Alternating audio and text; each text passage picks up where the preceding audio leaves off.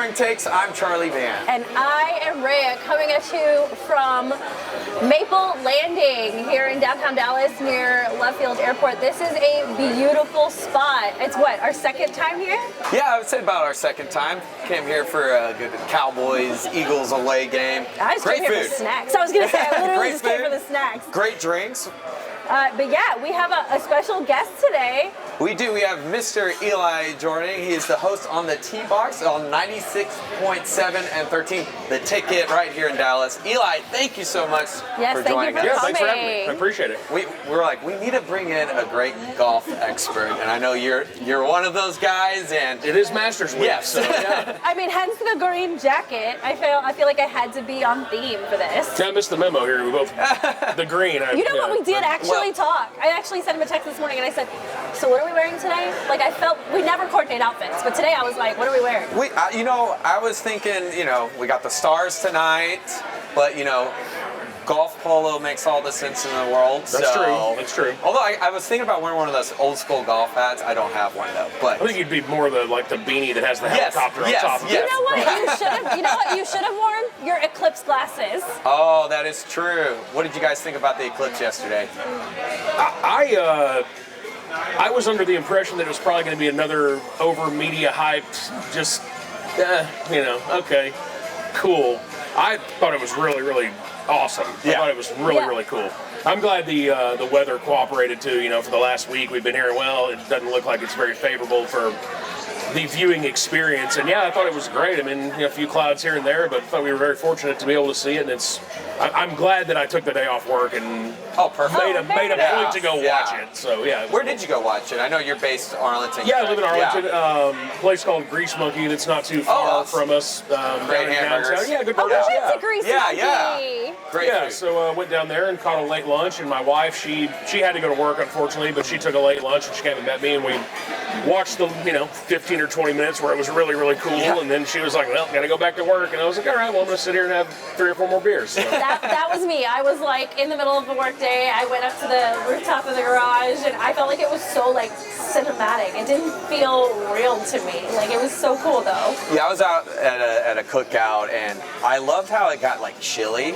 Yeah. It was kind of eerie, but like you could just tell right then and there how chilly it got, and then right when everything went out, I was like, this is incredible. Yeah, it was really, really neat, and then being able to actually kind of take the glasses off and look at it whenever it was completely covered was neat. But yeah, I thought it was really cool. Funny enough, one of the regulars that comes up to Grease Monkey, she has a lemur, and she always brings this lemur with her, and she had it on the patio yesterday, and whenever it got totally dark, the lemur started freaking out, and we were like, oh, why is the lemur freaking out?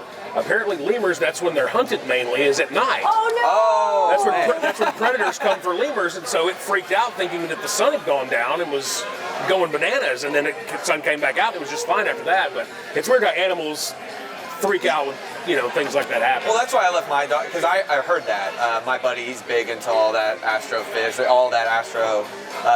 The eclipse is huge. So I heard that animals do go crazy. So I was like, I'll leave my dog, but I couldn't imagine a lemur. Yeah, Right. it like disrupts their circadian rhythm, right? Like, it just makes them so confused. But hey, it was a really cool experience. So glad we got to do it. Speaking of exciting things happening, we have a lot to get through today. Like you already teased, we're definitely going to talk about the Masters, but we've got a huge UFC pay-per-view card this weekend. Maple Landing is actually going to have the fight here for the first time. So I'll be here. Come through, get your whiskey, get your snacks. It's going to be a great show. Which, speaking of whiskey, we all decided to have some whiskey here for this episode. So I'll let you guys go first, because I think you guys decided we got the same one. Whiskey. What are you guys drinking? What did we get here? Let's see. I just copied you, to be perfectly honest. We are going with the Teeling Small Batch. And I know absolutely nothing of this spirit whatsoever. It just sounded like a fun name, so why not? Yeah. Our producer Tanner did the same thing. I just wanted to try something different, because I could have easily gone with Makers or Crown. They have $6 whiskey specials here. It's a good deal. It is It's a a really great good deal. And some good brands on there too. Knob Creek, Crown. I was thinking Bullet. Buffalo Trace would have been a good Buffalo one. Trace is good, yeah. But yeah. Makers, yeah. I went with something I did know a little bit of that I've had recently. Still Austin, out of Austin, Texas. It is a really good bourbon. So Oh, you're just gonna go for It's it. gonna dive right in. yeah, just Oh, okay. making sure, but it's good. Cheers. Cheers. Yeah, it's just salute. Charlie has no manners, no home training. It's still Austin. It's good. It is good. Actually, got to have it pretty about good. a couple of months ago, old fashioned. Solid. So, what do you usually like to drink? Are you normally a whiskey guy? You mentioned you had a couple of beers. I mean, I'm pretty much all of it. Never been a big gin person. Yeah. Tastes like chewing on pine needles. But, It's a good description. Yeah, but beyond that, I mean, I like a good whiskey every now and again, mixed cocktail. You know, the Tito's guy, just do a little Tito's and soda from time to time. Tito's. I'll try different beers. I travel a decent amount with work to different golf resorts in different parts of the country, and so I'll usually try and find some local beers that they have on property that they carry. So yeah. And through your experience in that, what would you say is like a drink for golf? Obviously we know about the Arnold Palmer, like non-alcoholic. Sure, But as far sure. as like, Hey, you could get a spiked Arnold Palmer. You That could- is you one could- of my you could. favorite That is- cocktails, okay. by the way. Also known as the John Daly. Yes. that's right. That's not a bad one. The Transfusion's been very popular lately. Transfusion vodka, grape juice, ginger ale with a little lime squeeze. Ooh, They're that sounds so refreshing. delightful Yeah. and very dangerous if you're not careful. Is that what everyone was drinking at the Waste Management Open? I don't know what they might have been drinking gasoline. Yeah. from Waste Management. I'm not sure what they were drinking. But just straight fireball. Right? They were just living their best lives. Yeah, you say that, I guess. Yeah, I finally went to I went to the Byron last year, and I think I did some. It was kind of like an Arnold Palmer, right? I know there was vodka involved. Sure. So and there was like kind of a raspberry lemonade tang. All I know, it's like one of those. You know those big gallons? It's like pay like $40. Like it got me. It was good. Yeah. It was good. Sounds delightful. We got that coming up, by the way, in just about 3 weeks. That's crazy. I want to Nelson, go. Well, let's get into, talk about the T-Box and, just, I know you guys got some appearances coming up.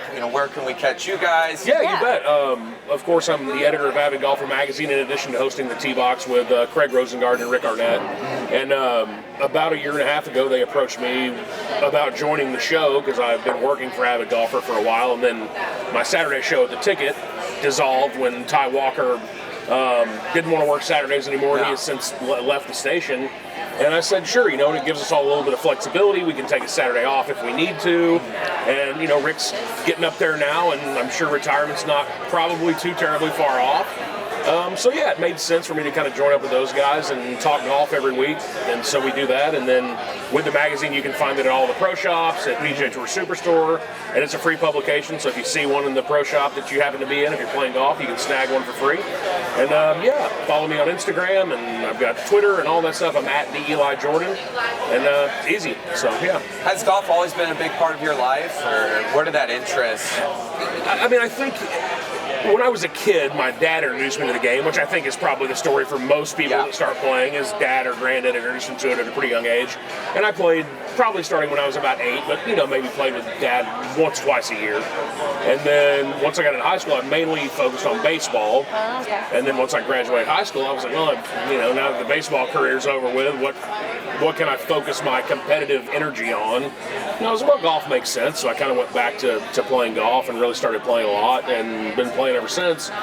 And yeah, it's fun. For me, it's also a good business contact. Yeah. I mean, Yeah. anytime you can get out and you can't find another spot hardly where you can get 4 hours in front of your boss. Yeah. If you have a big client that you're trying to close a business deal with, or you're trying to get a job, or you're networking, there's not a lot of places where you can have 4 hours with that person without being interrupted. 4 hours and Yeah. some good cocktails. That is. Some of those aren't Nick's Arnold Palmer or Spiked Arnold That's right, absolutely. So yeah, no, it's been good, and I enjoy doing the magazine and getting to travel a little bit, and the schedule's pretty flexible, and of course, get to play some free golf from time to Oh time. my which God. There's That has to be no awesome. problem with that either. So I played varsity golf my freshman year of high school. Okay. I was not very good. I was just, they needed more girls on the team. I'm a basketball player. I needed something to do in the spring, and I did not want to run track.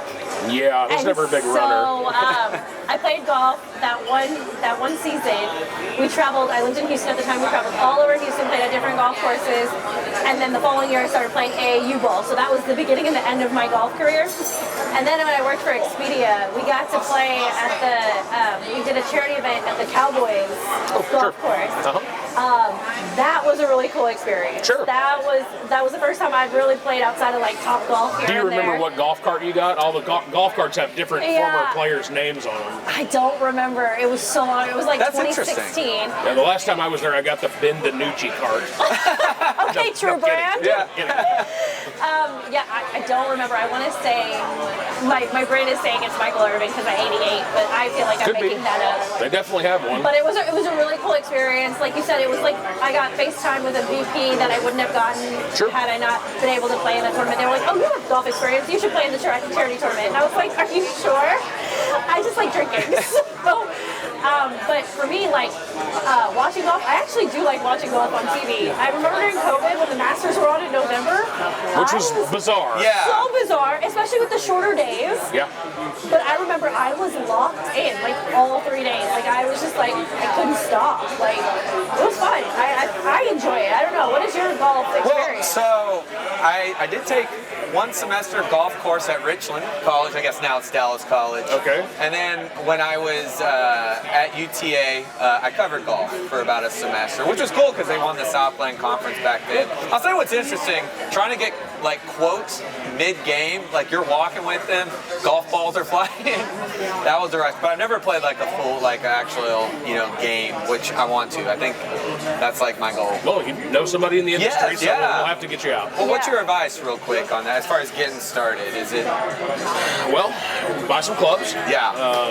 They don't have to be good clubs. Just go find some that are cheap, that are maybe refurbished or used, and just get out and see how you like it. I mean, lessons obviously help a great deal when you're first starting out. So I would recommend finding someone that is a good instructor that may not break the bank just yet. I mean, you can find golf coaches that are $200-300 an hour.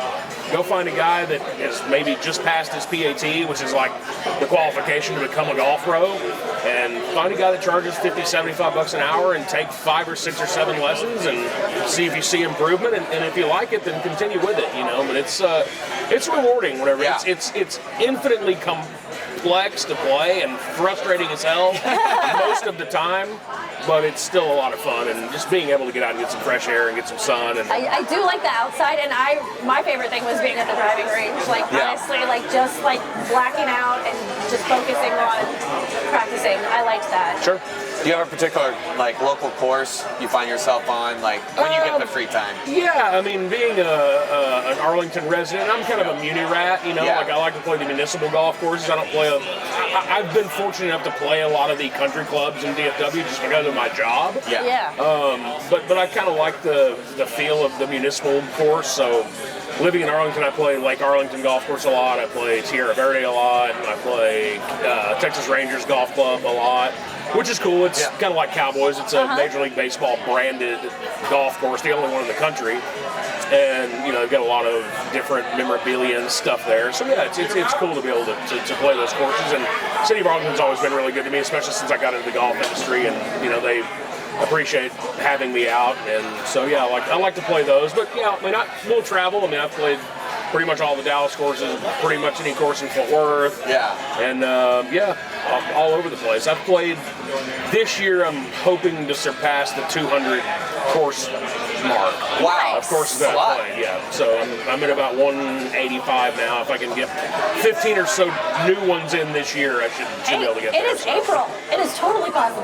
Yeah, absolutely. I'm going to Florida at the end of this month. So awesome. To play 3 different courses down there. So yeah. And then doesn't the PGA have a headquarters here in Frisco? They do. Yeah, in Frisco. Yeah, that's a wonderful facility. If you haven't been up there, it's staggering to see just how the footprint of all of them. It's huge, and they've got. I tell people, they ask me what's it like, and I say They quite literally thought of everything. There's not one thing that you go to that resort and you go, man, I wish they had this. Yeah. They had it. I mean, whether it be, affordable dining, expensive fine dining, they've got swimming pools, they've got Swimming pools. two golf courses, they've got a luxury hotel, they've got Spas. yeah, spa, all of it. Yeah. Retail. They got I think a 10,000 square foot putting course. They've got a short course. They have two golf courses, one of which is the championship course. It's going to host the PGA Championship in 2027. It'll actually host the Women's PGA Championship next year. Ooh, exciting. So yeah, it's awesome. It's definitely worth checking out. Even if you're not a big golfer, it's cool to just go walk around the property. It's just that wow Field trip. factor. Yeah, there we go. We got to do podcast. We're gonna do that. Field trip. Yeah, Go check see them it. out. Yeah, so let's just jump into the Masters. I mean, I have a list of golfers here and the odds of them winning. I'm a total gambling girl. Okay. I can tell you straight up, my favorite golfer is Bryson DeChambeau. I'm an SMU girl. I literally can't help it. Also, I just love that he's a total musclehead. And he's different than like everybody else in the league. He's definitely got some interesting thoughts on how the game should be played. Yeah. And, but I respect the hell out of it, though. I mean, he's helped change golf to a certain extent, and probably for the better. I mean, although it's funny to see these guys that really can't swing a lick just trying to hit it as hard as they possibly can, because that's what DeChambeau did. But yeah, I mean, he's a good player. There's no question. He definitely brings his own flair to it. No I feel. doubt. What about you? Do you have a favorite golfer? Well, I'm going to go with the local guy as well. I'm going to go with Scotty. I mean, Scotty. obviously eyes are on him. I know right now he's the best odds favorite right now, I believe. 4 to 1. 4 to 1. So those are pretty good odds. I like those odds. That's probably about as low as anybody's been since Tiger was in his heyday, and I don't have that information in front of me, but 4 to 1, it's pretty good. Yeah, that's some chalk there. And he's had a good, opening season. Won the Arnold Palmer, also the Players Championship as well. So he's on the right track. I mean, do you like those odds a lot, though? I mean, what have you seen out of him that you feel like might justify that right now? I think that just the fact that tee to green, he has been far and away the best player on tour for the last 3 years. Yeah. His putting can be a tad questionable at times, but he's so good tee to green that you really don't. He doesn't have to putt great to win. He just has to putt tour average. If he putts tour average, he's going to have a chance to win. And mind you, Augusta's green complexes are far different than any they see throughout the course of the year. They're really fast, they're really firm. You can get in spots where it's just borderline impossible to two-putt, so that could be a reason maybe not to look at Scotty this week. But if he putts at tour average, he's going to be right there in the conversation. He's just so good off the tee and into the greens, and his short game is world-class. He really is a great player. And on top of that, I just feel like he's kind of got the right blood pressure for the job. Yeah. He never seems to get too far up or too calm. far down. He always seems very locked in, very calm. He's a family guy. He's a spiritual guy. He's very religious, and I think things like that. He just seems to be a really well-grounded guy for his age. Yeah, he's what mid, like 26, 27? Probably mid-twenties, somewhere in yep. that. So he's still got even more time. So there's He no hasn't even hit question. his prime yet. That's incredible. what do you think he's done for the Dallas area too? I've talked to people who don't quite follow golf, but they know him, and obviously especially after that victory 2 years ago. So what do you think he has done so far, like as far as this community here in Dallas? Well, yeah, I mean, I don't think there's any question that Dallas is very rich with top quality players. I mean, from older guys like Lee Trevino, who's lived here in the area forever, that has helped grow the game, and then what Jordan was able to do in 2015. That really, you saw a lot more kids start picking up the game, and when Jordan was playing at the Byron Nelson, whenever he was in high school still, and was getting exemptions to do that. It's between Jordan and Scotty, and now Will Zalatoris and Davis Riley, and DeChambeau lives here locally. Yep. I mean, there's 15, 20 top level touring pros that live in the area. Ryan Palmer, Tom Hoagie, Tom Kim, lots of the LPGA Dallas Tour was a stars. hotbed for golf. All live in DFW. So yeah, I mean, and you can see why, because A, you can play almost year-round Yeah. here. Yeah. It's right in the middle of the country, so when you're flying to these different tournaments, it's really only about 3 or 4 hours to get anywhere. That's true. Which makes it a great, and that's why the PGA of America moved here, because they wanted to be right in the middle of the country. That'd be central. Weather usually, most of the time, is pretty good golf-friendly You weather. really only get maybe 3 weeks a year where it's maybe too cold or too hot. Too hot. I would say too hot would be more. But of a yeah, problem. if you pick the right places to play, if you pick somewhere that has a lot of trees, you can avoid the heat to a degree. So yeah, but what Scotty's been able to do over the last couple of years has just been, Tiger-esque, really. I mean, we haven't seen somebody that's gone on a heater quite like this since really Tiger was in his prime. And that's a great feat and great, compliment there for Scotty. There's no question. I know coming in right behind him at 10-1 odds is Rory McIlroy. Oh, I have like a love-hate relationship with him. I think I really loved him when he first came on the scene, and then I don't know if it was his personality that rubbed me the wrong way. Like, I felt like he just got really cocky, and like, I'm biased because I also watch tennis, and what happened between him and Caroline Wozniacki like really rubbed me the wrong way. I can't help it, okay? But I feel like every time his name is brought up, there's like a flavor of redemption attached to his name. Yeah, I mean, Rory is, from what I understand, and I haven't had a chance to talk to Rory or interview Rory like I have some of the other touring pros, but from what I understand, he is one of the nicest guys on tour. Really? Like, he's very, very respectful, very likable. If you get a chance to play with him, he's a lot of fun to play with. It'll be interesting to see what he can do at Augusta, because this is the one major that he doesn't have. Yep. He's won the other 3, and so this would complete the career Grand Slam for him if he could win at Augusta. And if you'll remember, several years back, he had a lead going to the back 9 and then hit one out of bounds on 10, and then the meltdown was on after that, do and he just remember wasn't that. able to close the deal. And so he's been kind of fighting those demons in his head since then. But he's got every bit of the game to do it. Again, his putter can be a little questionable at times. His wedge game can be a little bit subpar at times. But he hits the driver better than anybody on the face of the earth. And when you have that kind of length, and Augusta's not considered to be a real long course by today's major standards. They've done what they can to try and lengthen it a little bit. But he's got the capability and the firepower off the tee to really bully that golf course. And if he can get his wedge game to cooperate, his putter to cooperate, he's got a shot. Who's somebody like sneaky that we should watch out for? Sneaky. Just from the list here, Ludwig Aubert is a 25-1 shot, a kid from Texas Tech. And I believe this will be his first Masters, so probably needs a little bit of seasoning there to kind of understand what the greens are all about there. It's hard for first-time participants at Augusta to win because they get kind of overwhelmed by the green complexes, but he's a really, really fine young player. And Joaquin Niemann as well, although he's a LIV Tour guy, he's been as good as it gets on the LIV this year.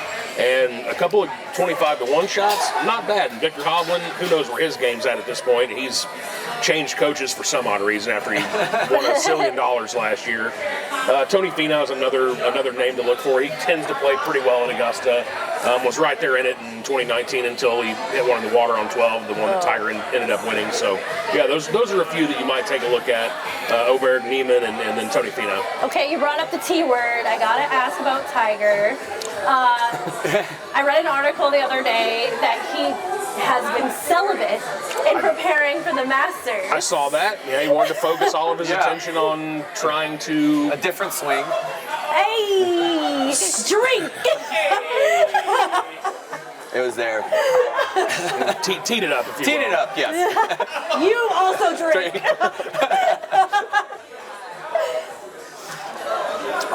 But yeah, Tiger, I mean, he's got every bit of local knowledge you could ever have from playing it so many times. And I think this would be his 26th straight cut 26. made, which it would be a record if he makes the cut. So I really feel like that's probably priority one, is just seeing the weekend and then kind of see where the chips fall from there. I'm not sure, given his injury history with what's gone on with his leg, and if you've ever been to Augusta, which I was fortunate enough to go to a practice round there, it is incredibly, the terrain is very difficult. Yeah. It's very hilly to the point where the TV doesn't really do it justice. I mean, over the years with as HD TV's gotten better and better and better, you can see a little bit more of it. Yeah. But it still doesn't give you a real true look at just how undulating those fairways are.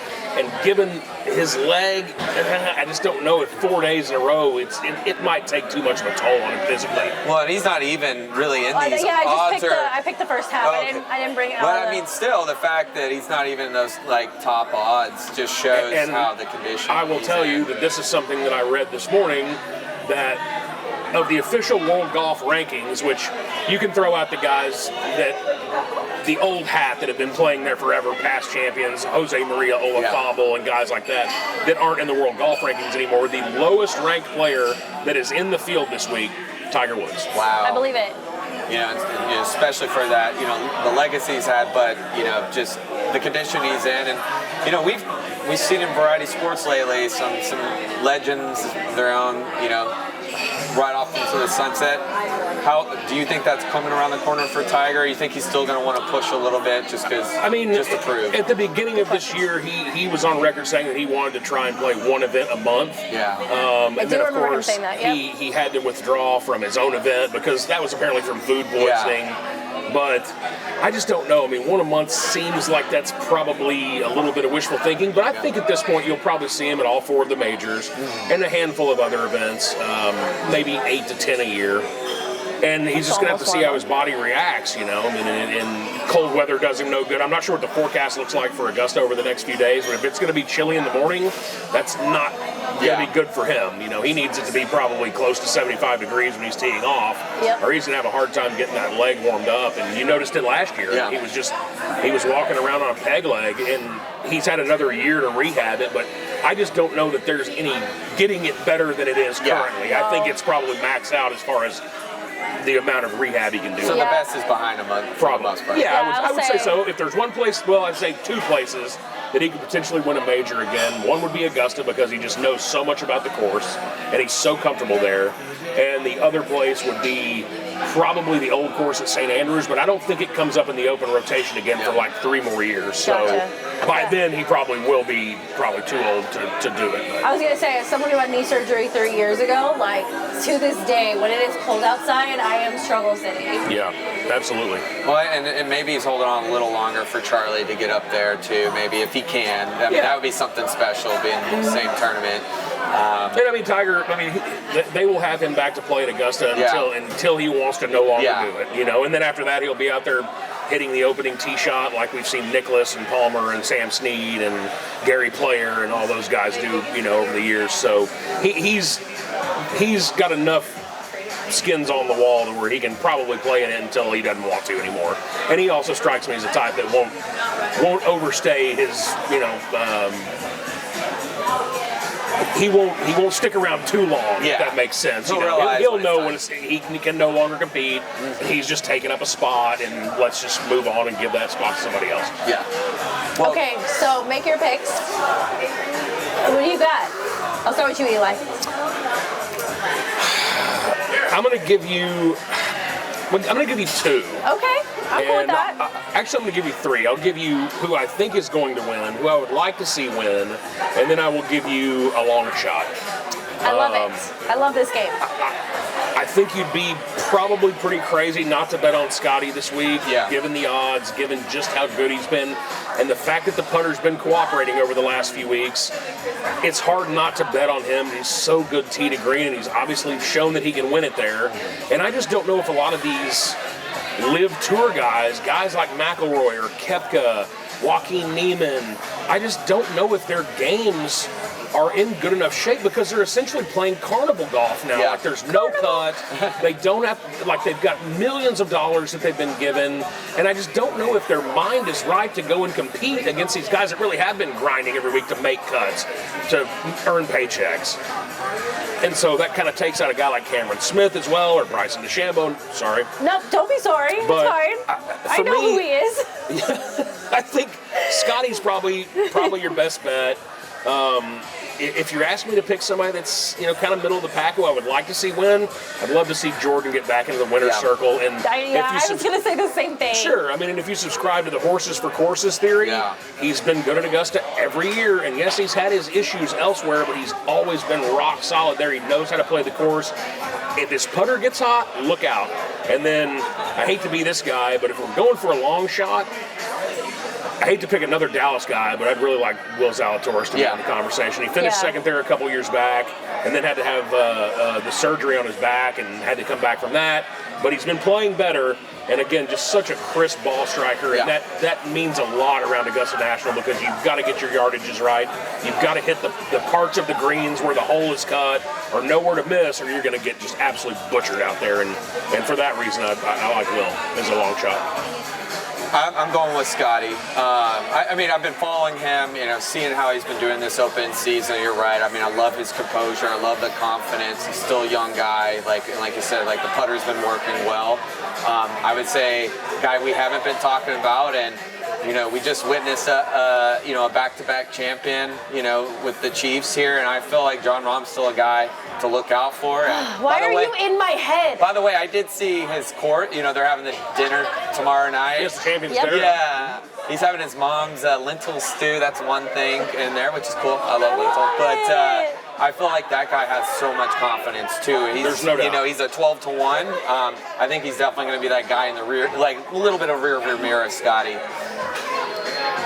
Yeah, I would say the only thing I would add to that is my long shot is Ricky Fowler. I have a weird obsession with him. I don't know what it is. I don't think that's a bad pick. Yeah, he had a really good season always, last year. Yeah, last year was a good year for him, and he's always been around in contention. And he's a fan favorite too. He really is. He really is. Another guy that you hear, kind of in my line of work, you hear things about certain players, and from what I understand, he's a super nice guy. So. My favorite photo ever of Ricky Fowler is from what was it, 4 or 5 years ago, where all the other golfers were in this photo with their wives, and he was single at the time, and he was kind of like this, and everybody else, everyone else was kissing their wives. I thought that was funny. Well, forgive me, I might not know all the inside of the Masters history, but when was the last time there has been a back-to-back? Or it's been pretty tough to have a back-to-back winner? It'd have to be Tiger, I would think. Probably? Okay. But yeah, it's definitely been a minute. Yeah. I think Jose Maria Olazabal maybe went back-to-back. I'd have to look it up. It's possible, but I just look at these especially these top three, and it's going to be fun to watch. I always feel like the Masters is not far from kind of how March Madness, you have a guy in mind, and then things get interesting by that day, too. All I know is when I watch the Masters, all of a sudden I think I'm good at golf, and I just yell at the TV uncontrollably. So, let me ask you while I'm looking this up, what would be your Masters dinner? Go. Ooh. I was actually thinking about that earlier, and so thank you for bringing that up. I would do a filet mignon. Fancy pants. I would do. You roasted me for always bringing up filet mignons on the show. But I like it. Nothing wrong with a good steak. Yeah, salmon and pasta, whether that be salmon and Alfredo pasta. Okay. I love the carbs. I would do probably maybe turkey or ham omelet. How big is the course, by the way? I was kind of following it with Rom. I think basically they usually do it's a big sit-down dinner, essentially. I think they usually do a couple of starters and then a couple of entrees and then a dessert. Yeah. Usually is kind of how it works. But I think you can kind of do whatever you want. I mean, it's your night. Yeah, it's like the equivalent of your wedding, Charlie. Steak. Yeah, there you go. That the players actually have to pay for the champions dinner. All right, yes, so we'll figure. That. So that steak, that's why my steak choice. It depends. I would do for dessert. I'd do a warm, an apple pie with some ice cream. All right. I'm not a big sweet person, so what about you? Sounds good to me. I thought Scotty's menu was actually pretty interesting. He just could some sliders. But if it's me, I'm probably doing some kind of steak, a nice cowboy ribeye with some compound butter. Y'all are just so fancy. Maybe some sort of fish, swordfish or something as an alternate, if you're not a beef guy. Then probably some high-level mac and cheese, maybe some asparagus. I do love mac and cheese. That is a good combo. Yeah, maybe like a warm brownie with ice cream on it. Would you want the mac and cheese to come out with the steak, or would you put it for the swordfish as your side? Or does it matter? It'd just be the side that you get. Yeah. I would do like a blend between like an East African / Indian style barbecue. Oh. So like we do like spare ribs. We do like we're fancy. Yeah, filet we're fancy. mignon in like a very spicy marinade. I could do chicken tikka off the grill with some biryani. You know, I would want it to reflect like me as a person. Of course, yeah. And yes, I do have expensive taste, but I think it would be really cool. It would be like an opportunity to be like, here's a piece of Indian / East African culture that you may not know about. And I do enjoy when the winners from different nations pick something that is more cultural to them, culture is significant to them. You know, when Hideki Matsuyama won, they did a lot of like sushi and Japanese fare. Oh, that'd be so cool. Could you imagine if they did like the Benihana, the teppanyaki style for him? They just actually wheeled in like a big, they had like a big show. laptop in there. Just Flipping right the here at shrimps his at table. everybody. Yeah, just Onion volcanoes for everyone. That's right. You flip the shrimp tail into the jacket pocket and the green jacket pocket. Tiger Woods, by the way, 0102 was the last. Oh, okay. Well, so it's long. It has been a while. It's been a while. Many moons ago. Statistically, we are due for a back-to-back champion. Yeah, I mean, we're gonna see. I mean, I'm super excited. I can't believe it's already here. Like, so drink to that, the Masters. So we will see. We'll see what happens. All right, so let's switch gears a little bit. Let's stay in all of the excitement that is sports. Yeah. Both the Mavs and the Stars are making their final playoff push. We are down to the last 4 games for both teams, with both teams being in action tonight. Mavs got the Hornets. Stars have the Sabres. Stars are in an interesting clinching situation, right? They are. You want Yeah. So it is an interesting, clinching situation. So as far as what that looks like, if they win against the Buffalo Sabres, and that means like, any fashion, if the Colorado Avalanche lose to the Minnesota Wild, go Wild. Go Wild. Which we usually don't say around here. Yeah, I They know. are I was gonna. a pretty large rival of ours, but for this time, I'm willing to look past it. I see Tanner shaking his head back there. go. And if the Jets lose to the Predators. In regulation. In regulation. So, but I love it though. I love what this team has been doing here on this back half stretch. Just can't believe we're like right here. Yeah. So close. And you hope they can kind of keep some of that momentum headed into the postseason. And if you've watched a lot of hockey, then you know that all you really need is for your goaltender to get hot for 3 weeks or so, and you're going to be right there at the that's where end. Jakey is. And he's been hot, and you just hope that he can continue that as it moves towards the postseason. But if you look at it, Buffalo tonight, they're still in postseason contention, so they're not really, they're not going to just give up. Yeah.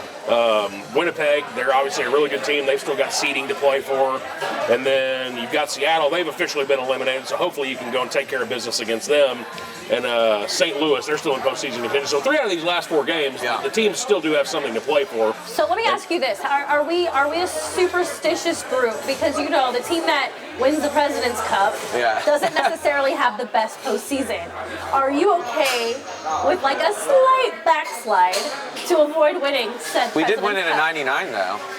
Or do we break are we the ones that break the Cup. curse? So maybe the Stars are the exception. against their opponent tonight, Buffalo Sabres. I don't know. I don't particularly subscribe to the, and you'll see a bit of that as we go back to the Masters, the par 3 contest. Yeah. Whoever's won the par 3 contest has never won the Masters. So there are guys that will purposefully throw it. Yeah, or just pick up their ball in the last hole and not register a score because they don't want to win it, because historically they feel like there's a jinx there that if you win the par 3 contest, Oh my God. you don't win the tournament. None of those guys want to show up and win the par 3 contest. They don't care. So yeah, I mean, I don't subscribe to those theories necessarily. If I'm Dallas, I keep my foot on the gas as long as I need to, and if that results in a President's Cup, so be it. Yeah. What is the wildest sports superstition story you've ever heard? Are you familiar with the New York Mets reliever Turk Wendell? He had multiple superstitions to the point of like OCD weirdness. and he would brush his teeth in between innings. Good hygiene, though. He always, I think he either did a cross or a heart on the back of the mound. Every time he would come out, he would take his shoe and draw a heart on the mound. He always wore those like shark tooth necklaces. He was extremely bizarre. Oh He had my like goodness. 10 of these like random wow. superstitions. The best was brushing his teeth in between innings, Yeah. which was really strange. But that's probably the wildest like superstition collection of superstitions that I've ever heard. Do you have one? I don't know if I've heard like a crazy one. I just know coming out of like the MMA world, like the song, having the same song over and over again to walk out to because they believe like changing this song. Actually, here's one that I haven't heard, but I realized though. For as many times Thunderstruck was picked as a walkout, that fighter would lose. I did hear that one. Yeah. That's why no one chooses it anymore. Yeah, so, which, Okay. you know, that sucks for ACDC because it's a great song, like, for sports. Yeah, sure. But every time, there's been a loss. I think even Manny Pacquiao's come out to it. Now, he's had some wins, but he's definitely had some losses, so. Interesting. Yeah, I think the one that I like the most, the funniest one I would say, is Dixon Terry was one of my favorite players growing up, and he used to sleep in the opposing team's basketball shorts before they played. Different. Yeah. But yeah, I would feel like MMA, like us being around a lot of UFC fighters, they all have weird superstitions. They have a lot.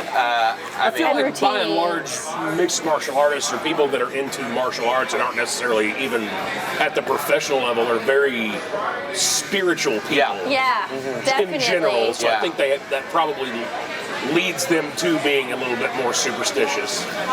Yeah, and I think especially for that frame of mind, that battle, that walkout, you know, find what works for you, and if you feel like that is. They're also very creatures of routine. Yeah. Like things have to go down a certain way. I know like one of my coaches before a fight ate a different meal than he normally eats before he fights. He got food poisoning right before his fight. See, There that's a you go. mistake. Yeah. Shouldn't have done that. Lyoto Machida, I don't know if this is a superstition, but he used to drink his own urine. So, That's a very strange one. yeah. So, you know, whatever works, right? Ugh, gross. All right, on the other side, with the Dallas Mavs also having 4 games left against some pretty, I'm not going to say easy teams, but 2 out of the 4 teams have essentially been eliminated or they're low seeds with the Hornets and the Pistons. We have a matchup against the Heat and the Thunder is our final game. I feel like this is an opportunity for load management for Luka, but am I just being too conservative? Probably. Yeah? I mean, I think, me personally, load management seems to be a bit of hooey. Especially if you're riding kind of again, much like the Stars, they've been wildly hot here recently. Yes, they have. And if you And they rested Luka against the Warriors, and they still won that game. right, and then the game Sunday was just That was amazing. bananas. Yeah. Right. I don't know. I mean, I could see maybe giving him a blow a little more often during the games, but actually sitting him for one. I mean, I guess you could probably sit him against the Pistons. I would sit him against the They're Pistons. terrible. Yeah. You probably still win that game. I just don't want to but- risk it. I feel like every time we get into the playoffs, and we're probably going to match up against the Clippers, which makes me like physically ill.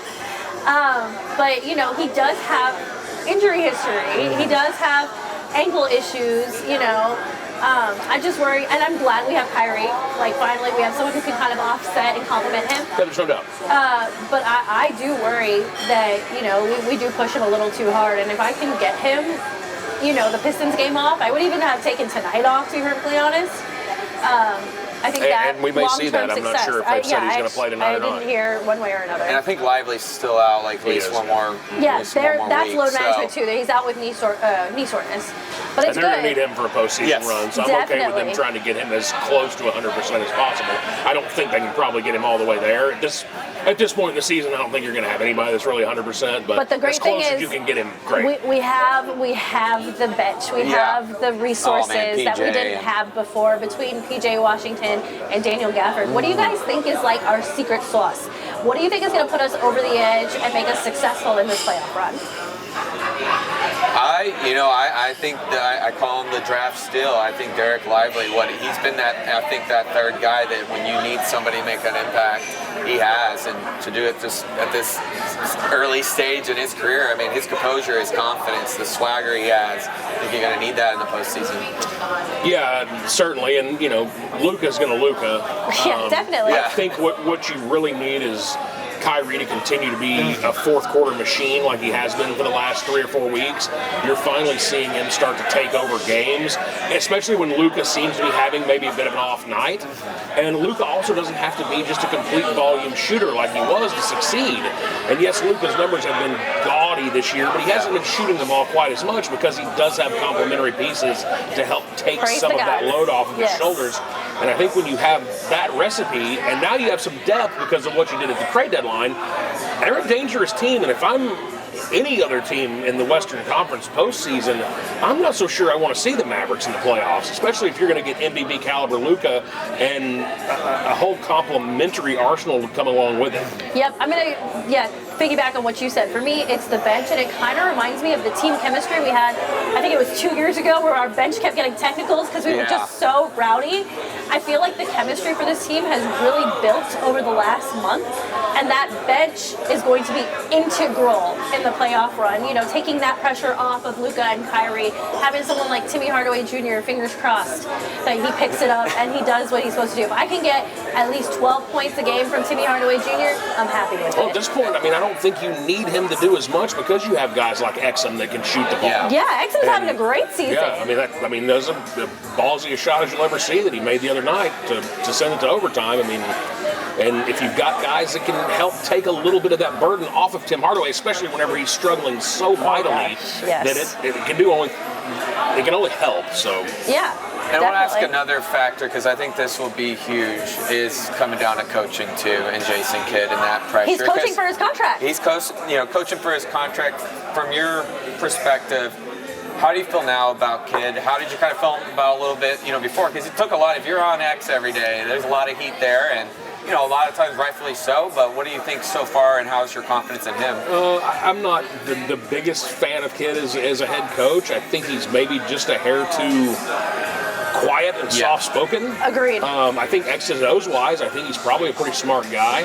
But you also have to understand, the days of the Rick Carlisle just dressing everybody down, it really doesn't work to motivate anymore. The Bobby Knights of the world and guys like that just, Vince Lombardi's, they could never coach in today's game because it doesn't work. The players just turn on you.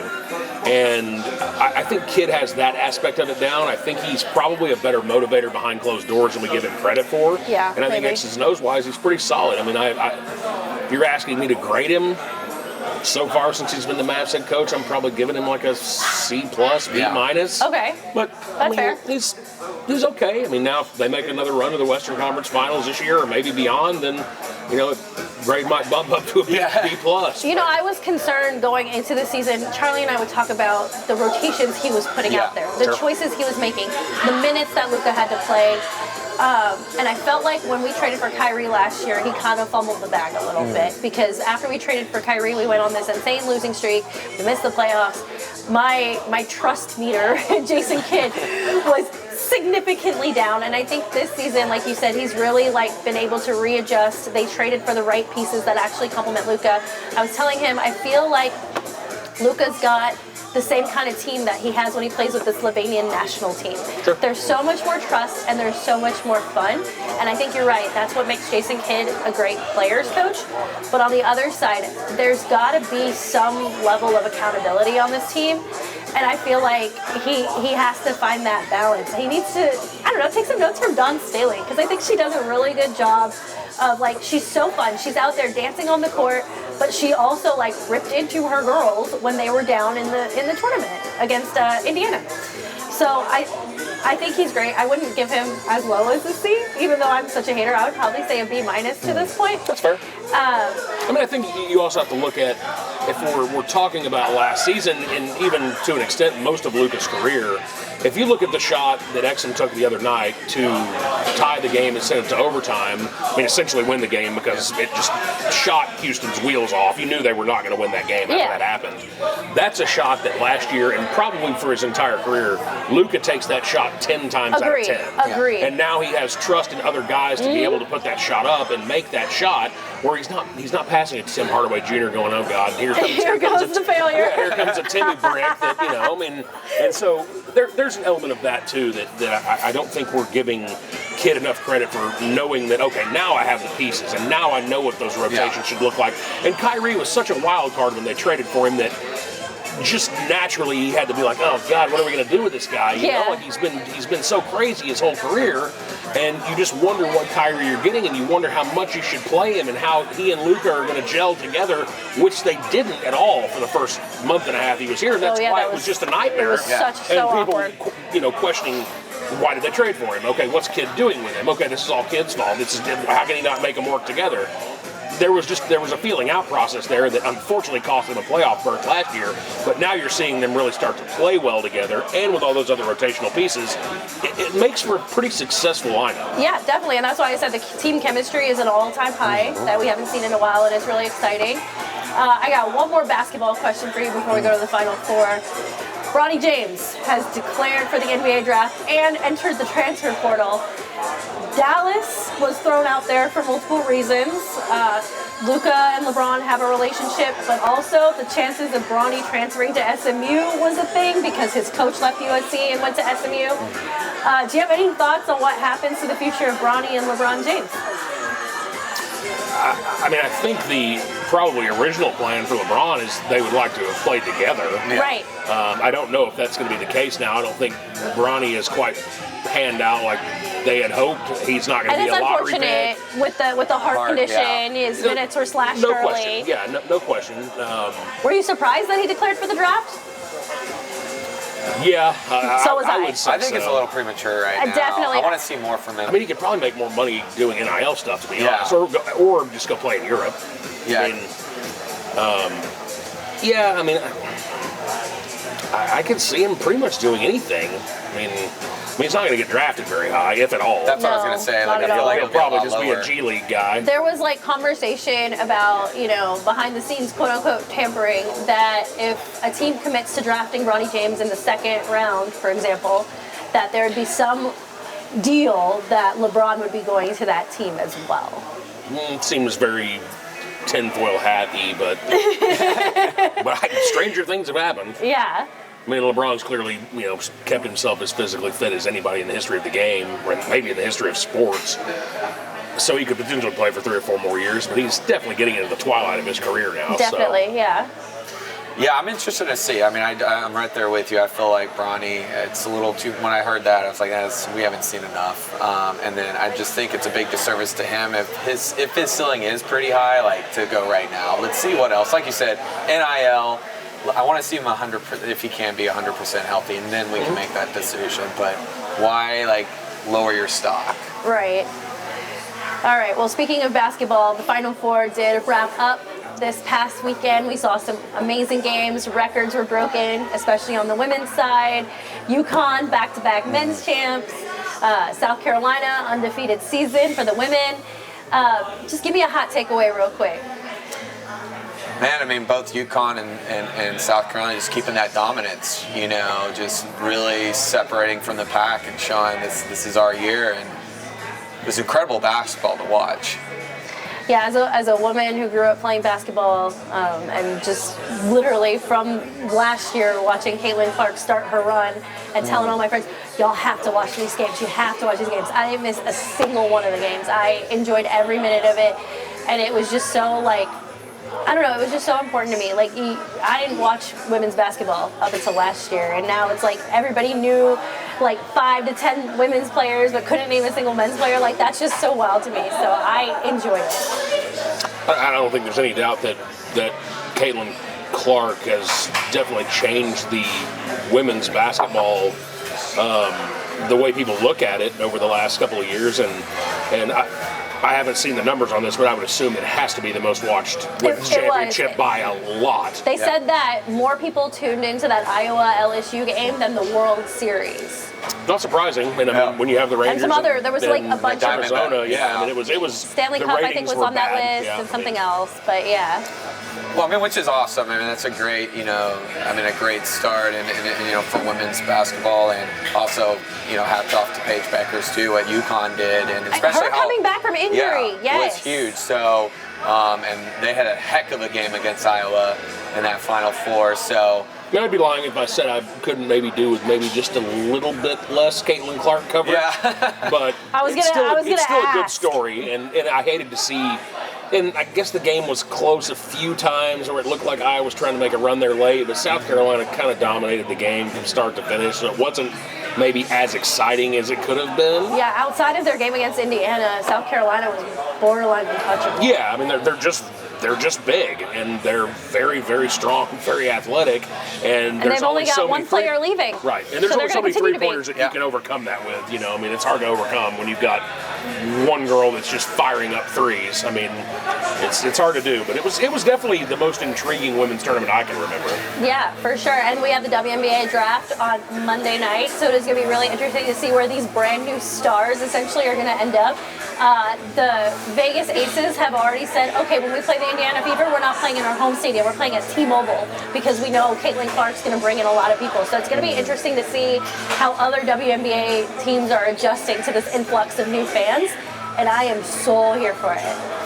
It's going to be exciting to see, and just over on the men's side too. I mean, congrats again to UConn. I mean, to be the first back-to-back champion since '07. Since Florida. Yeah. And really a pretty boring tournament from start to finish. Yeah. UConn was just almost untouchable, and I, had arguments with friends. I'm like, man, you can say what you want about Purdue. They're really solid. UConn is going to buzzsaw them. And I didn't have any problem saying it, and that's pretty much what we saw last night. I would say the slight excitement, though, was NC State as far as they were able to go. I think they were the little flavor to it, the spice, but it was UConn's tournament in the end. Yeah. Also, to have two schools represented in both tournaments with UConn and NC State, I thought that was pretty cool, too.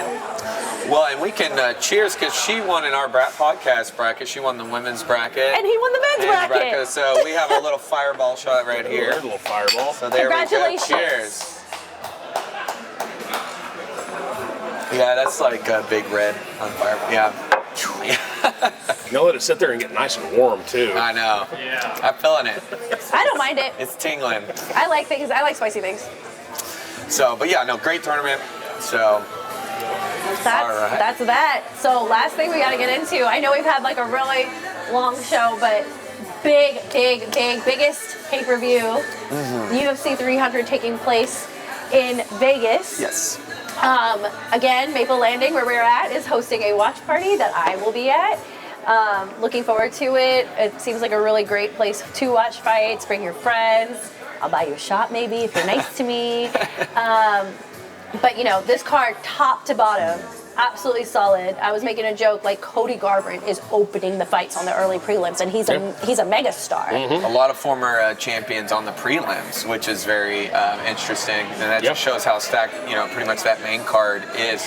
Because I remember UFC 100 and back in 2009, Brock Lesnar, Frank Mir, how big that was. The GSP and Thiago Alves. Yeah, that was a great on that card. Yeah. And then top to bottom, it was really good. It was really good. Henderson Bisbing was on that card too. The biggest knockout of the most decade. Electric knockout ever. I was in Norman, Oklahoma this last week, and they were replaying UFC 100 on the TV at the bar we were at. And I was like, oh man, you'll have to watch this knockout. Watch this knockout. Wait for it. Oh! And then UFC 200 was the rise of Amanda Nunes. I know she that won was the important belt to from me. Miesha Tate. Yep, I am a huge Amanda Nunes fan. When they came, what was it, Summer 22? Yes. Summer 2022 at American Airlines Center, Nunes and Pena was the main event, so an all-girl main event. Saw Juliana Pena at Monarch the night before, by the way.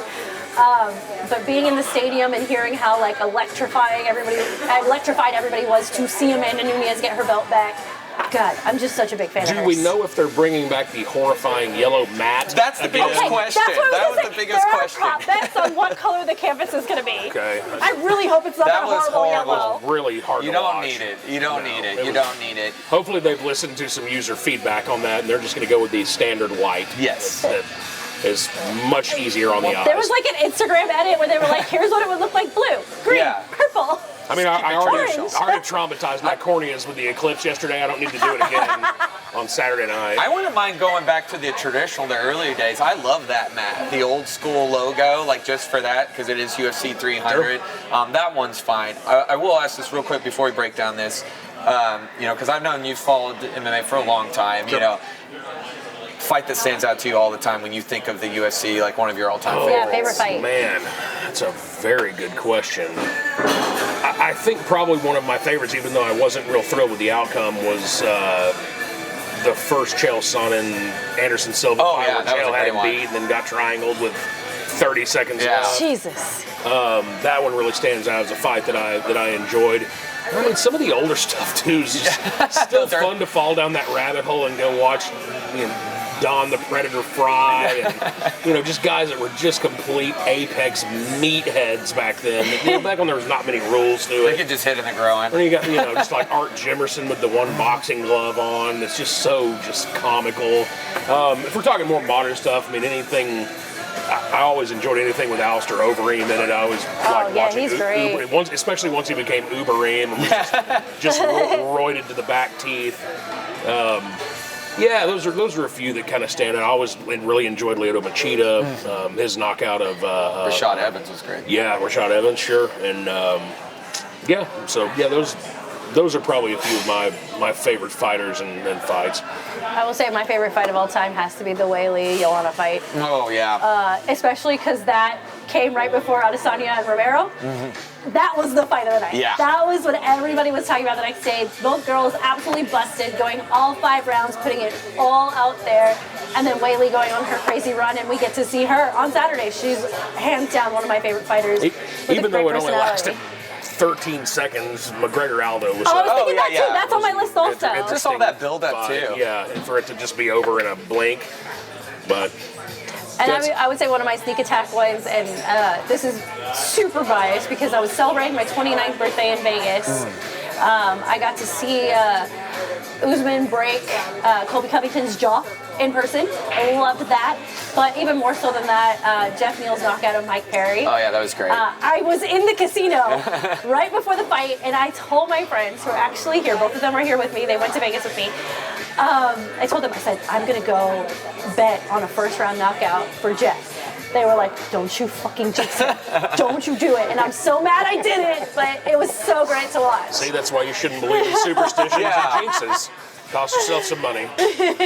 I have to say my all-time favorite fight was Frankie Edgar versus Gray Maynard 2. Yeah, that entire trilogy was good. It kicked off the 2011 year, and I'll just say real quick, the reason why is the first round it looked like Edgar was done. He got dropped.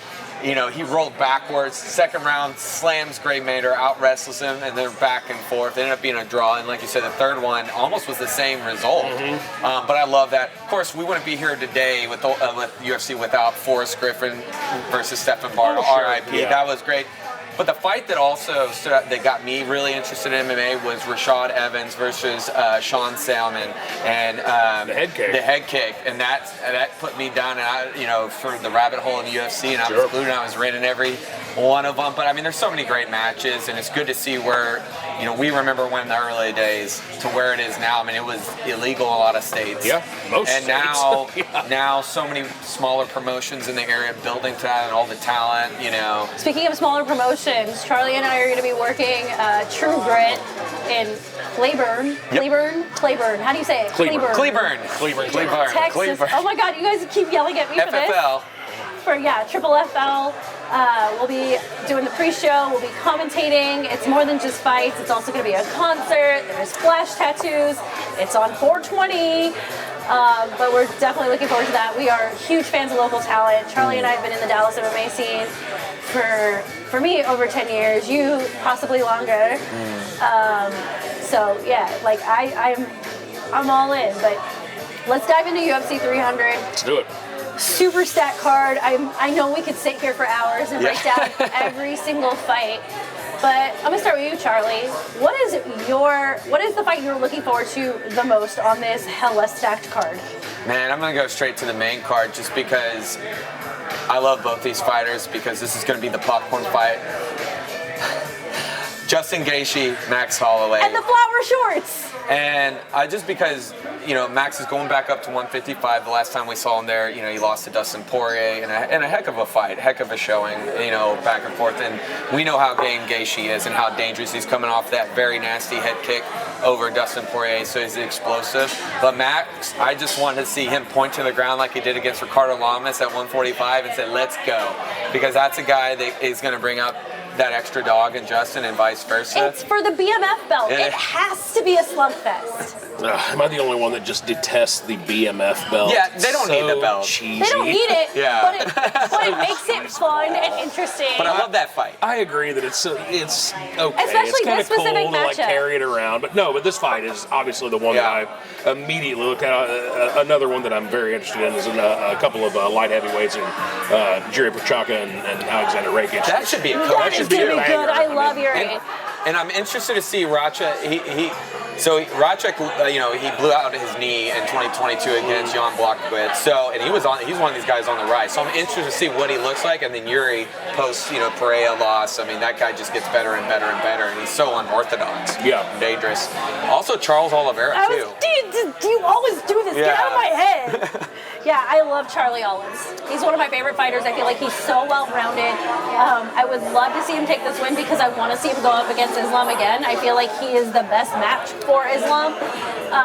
And then also, I'm going to say Aljamain Sterling moving up to 145 against Calvin Kattar. Sure, love that. Super excited. Aljo, fun fact, he was at Happiest Hour.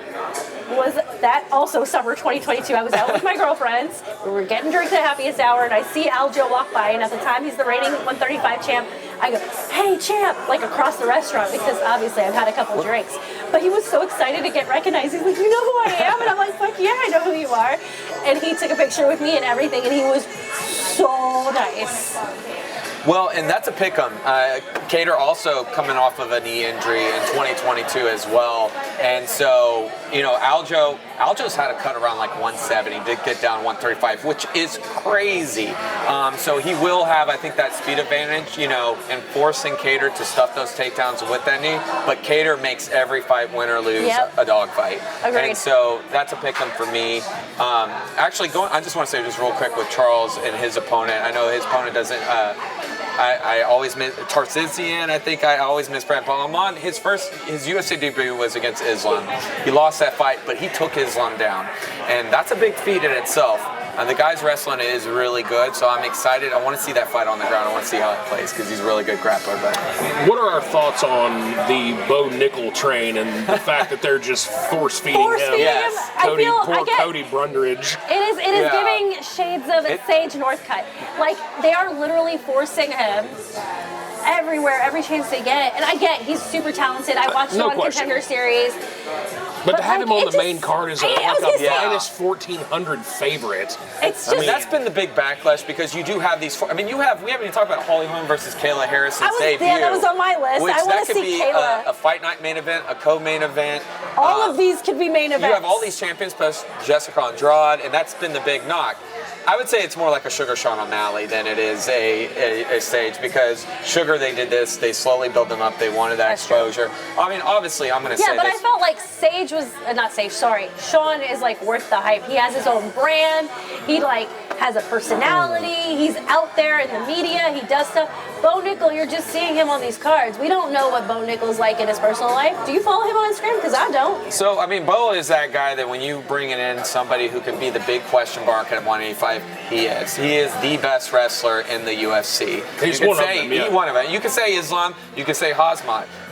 He believes he can beat Hazmat. This guy was in the, wrestled one of the all-time greats in Jordan Burroughs. This guy is the collegiate record holder at Penn State, so they believe it, and he knocks people out. He is green, but that's why I think they're building him up because he does have that what-if factor. He does, and he's cocky, he's confident. But I feel like this is not the card he should have been on.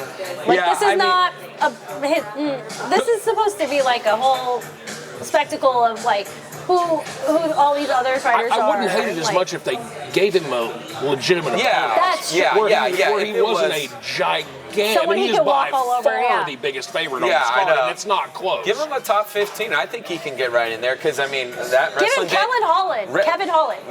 I don't know if he wants another wrestler, No, but it's funny but though. I'm saying Yeah. that's like a legitimate matchup. That is something people will watch. Kevin Holland has that personality. He had a chokehold on the division during the pandemic, fighting like 8 times. Everybody knows I'll who give he you one is. better. Derek Bronson, another standout wrestler. Like, see that That's a guy. name. Yeah, and he was the 185 wrestler before Osmont moved up.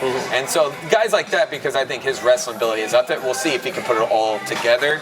But I agree. I mean, especially when you have so many former champions that got pushed to the prelims.